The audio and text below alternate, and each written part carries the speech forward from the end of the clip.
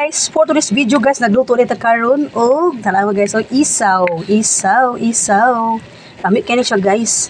Umana na siya timpla guys, ato na siya butangan og gamay nga sauce.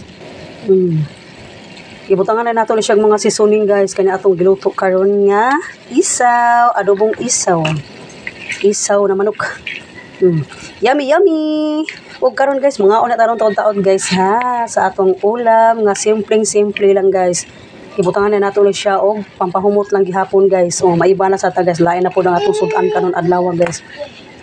Ato butangan ad na po taglain nga sauce kuwang pa ni guys. Dila nato daghanon og sauce guys kay kuan niya di ko ganahan og daghan, akong gusto nga sakto lang guys good.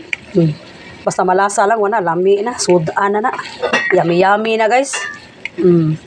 Mikos sa atong sudan. Gibutangan na nato siya paminta pampahumot. Nay dahon ng laurel, bawang, sibuyas, ug uban pang mga sangkap seasoning. Yummy sa ato ang isaw na manok na chicken. Isaw. Yummy. Mga una ta karon guys, taod guys.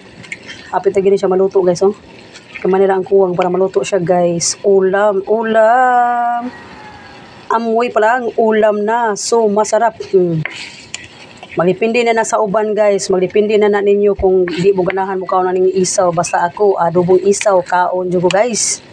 Kaon dyan ko aning adobong isaw. Kay believe kay ko aning mga kids na ko guys. Kay dili dyan siya mamili. Kung unsay among lutoon dyan sa kusina guys.